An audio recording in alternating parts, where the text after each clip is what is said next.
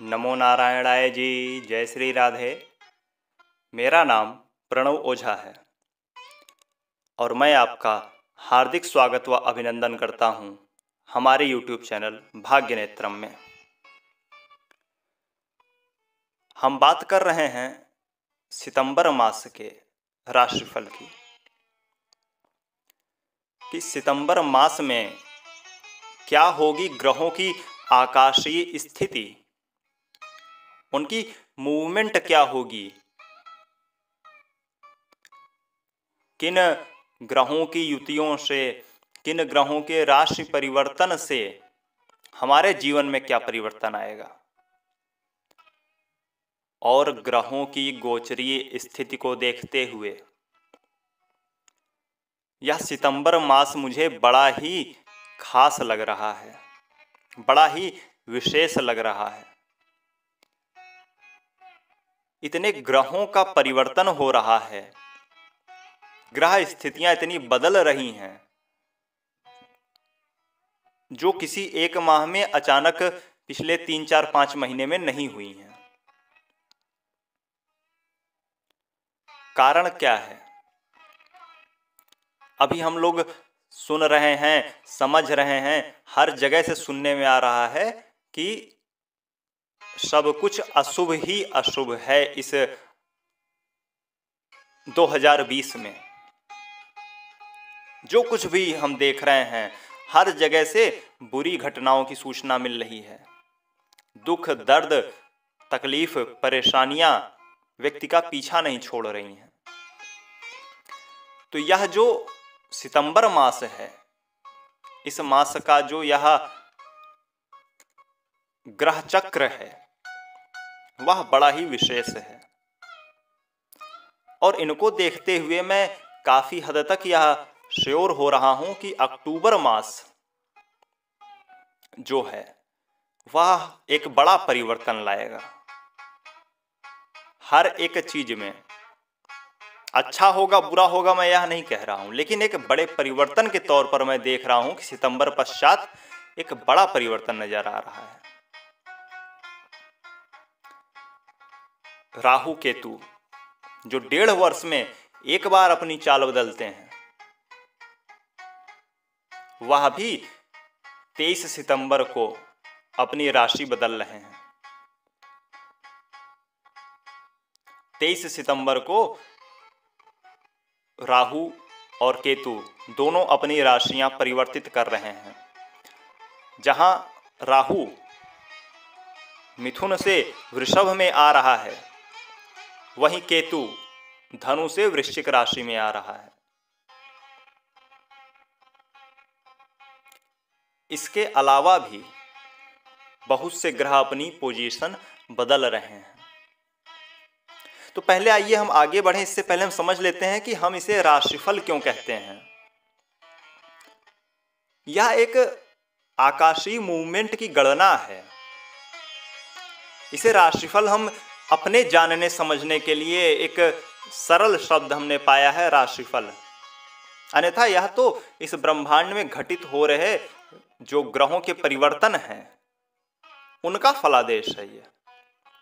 परंतु जब हम उसी को 12 भाग में डिवाइड कर लेते हैं, 12 भागों में विभक्त कर लेते हैं, तो गणना करना थोड़ा आसान हो जाता है।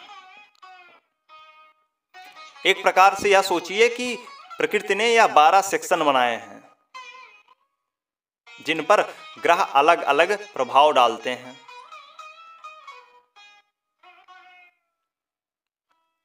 अब पहले आगे बढ़े, इससे पहले हम एक बात और सबसे आवश्यक जान लेते हैं कि जो भी राशिफल हम देख रहे हैं, इसे लग्न से देखें कि चंद्र से देखें,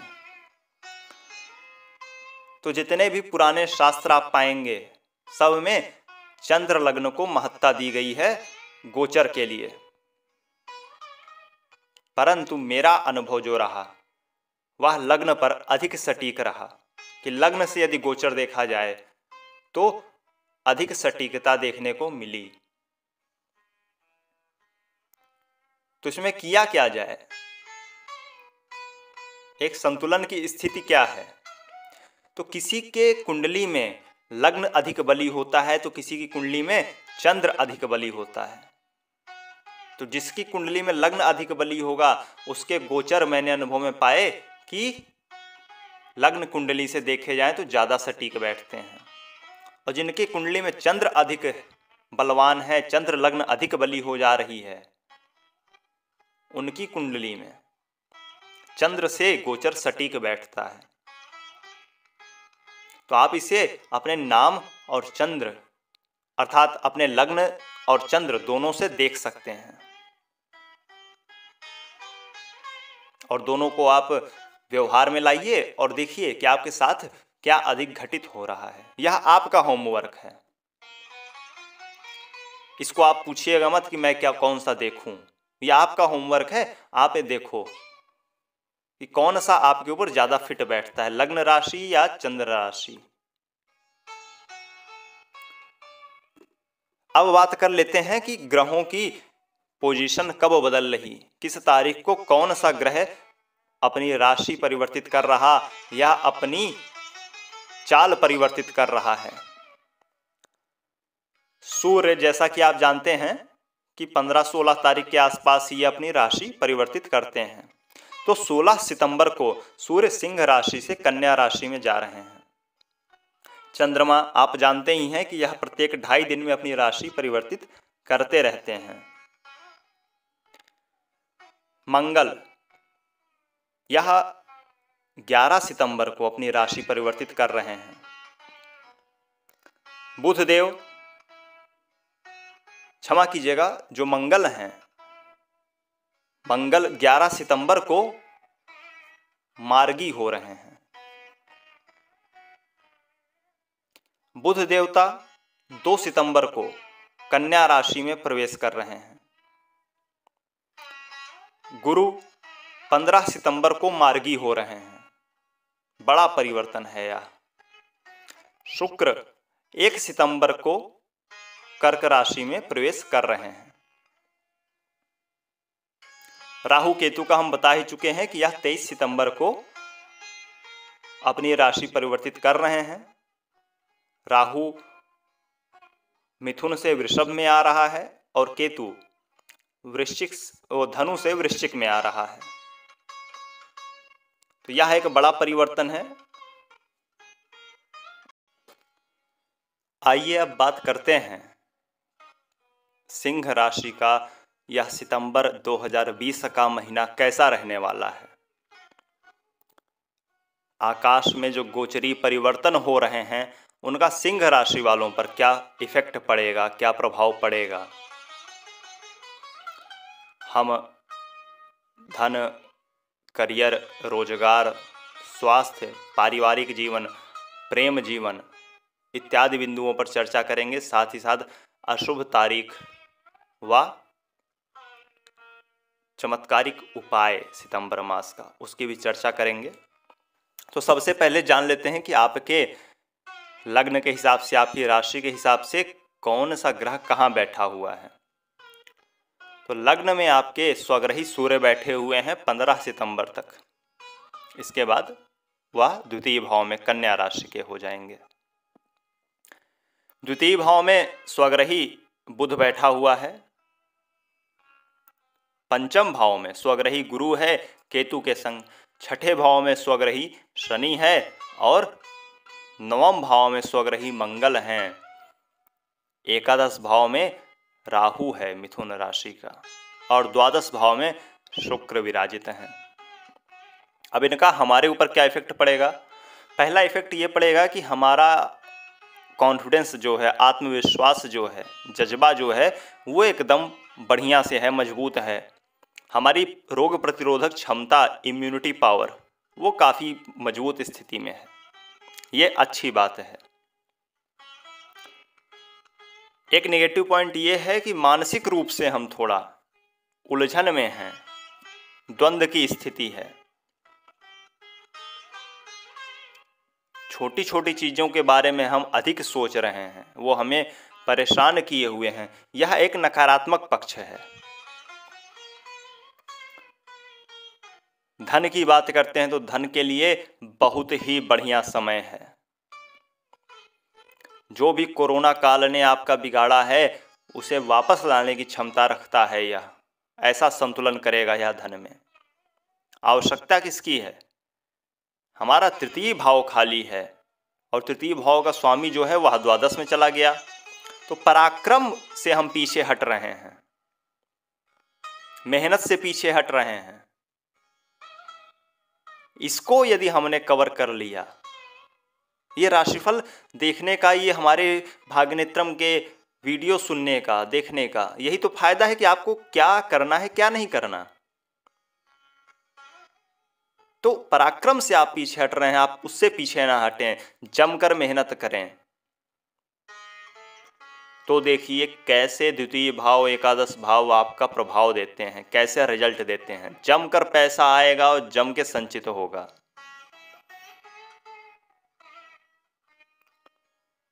बच्चे को लेकर कोई आप एक बड़ा फैसला कर सकते हैं। हो सकता है आप अपने उसकी शिक्षा के तौर तरीके में बदलाव करें या कोई अन्य फैसला लें, तो ऐसा आप करें, इसकी भी उम्मीद है। थोड़ा सा मांसपेशियों इत्यादि में खिंचाव आपको हो सकता है, ये स्वास्थ्य में इसका ध्यान देना है। धर्म कर्म में हमारी रुचि बढ़ रही है, थोड़ा सा गुस्से पर भी हमें कंट्रोल रखना है, क्योंकि ये जो सूर्य की गर्मी है यह निकलती अवश्य है, तो इसको थोड़ा सा हमें कंट्रोल में रखना है, तो ये बढ़िया रहेगा। और एक बात हमें ध्यान में रखनी है कि तत्काल में कोई निर्णय नहीं लेना, तुरंत से कोई निर्णय नहीं लेना कि आनन फानन में चटमंगनी पटब्याह जैसा यहाँ पे कुछ नहीं करना। हमें रोजगार के लिए स्थिति जैसा कि बताया बहुत अच्छी है, बस मेहनत की कमी है, क्योंकि दशम और तृतीय भाव दोनों का स्वामी हो गए शुक्र, व्यय भाव में है, तो हम मेहनत से पीछे हट रहे हैं। अन्यथा भाग्येश हमारा भाग्य भाव में है, पंचमेश हमारा पंचम में है, लग्नेश हमारा लग्न में है, द्वितीयेश हमारा द्वितीय में है और एकादश भाव में यहाँ क्रूर ग्रह अच्छे माने गए हैं, राहु है। तो सब ठीक है, सब कुछ ठीक है, बस ये आप पीछे हट रहे हो पराक्रम से, मेहनत से, तो इसे आप थोड़ा कमी को अपने दूर करो। लव लाइफ के लिए भी ये समय थोड़ा प्रतिकूल है, फेवरेबल नहीं है। कुछ ब्रेकअप वगैरह के चांस भी बन रहे हैं, तो उलझना नहीं है, थोड़ा सा बचा के रखना है हमें कि चलो ये मामला थोड़ा उलझ रहा है, इसको बाद में डिस्कस करेंगे। यही वैवाहिक जीवन के लिए भी है।